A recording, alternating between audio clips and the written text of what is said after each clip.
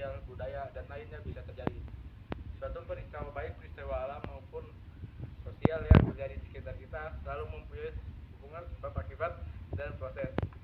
Struktur teks eksplanasi adalah pernyataan umum, deretan penjelas, interpretasi, kesimpulan.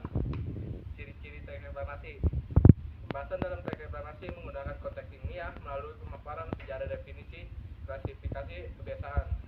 Informasi tersebut dapat berupa fakta-fakta empiris, data statistik, dan rangkaian peristiwa yang menjelaskan korelasi antara aspek dan antar peristiwa dalam teks. Berikut ciri-ciri atau karakteristik eksplanasi yang dapat memudahkan kita untuk membedakan antara teks eksplanasi dengan teks lainnya. 1. Ilmiah. Fenomena yang dijelaskan dalam teks eksplanasi berdasarkan konteks ilmiah, yaitu berupa fakta, realita, teori, dan penelitian.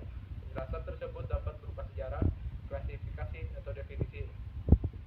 Kedua, logis. Penjelasan fenomena dalam teks eksplanasi bersifat logis dan teoretis.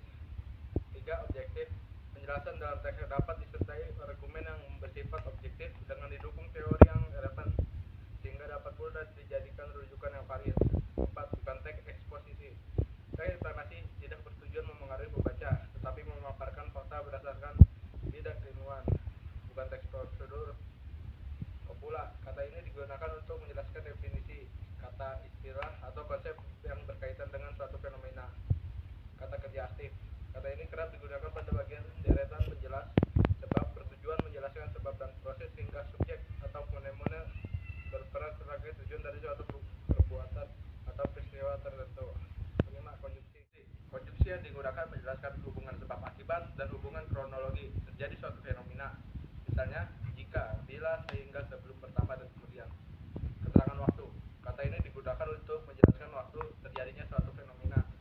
Istilah ilmiah. Istilah ilmiah yang sesuai konteks kerap digunakan untuk memperjelas definisi, hubungan sebab akibat, ataupun kronologi terjadinya suatu fenomena. Dan terakhir, kata ganti benda. Sekian dari saya. Wassalamualaikum.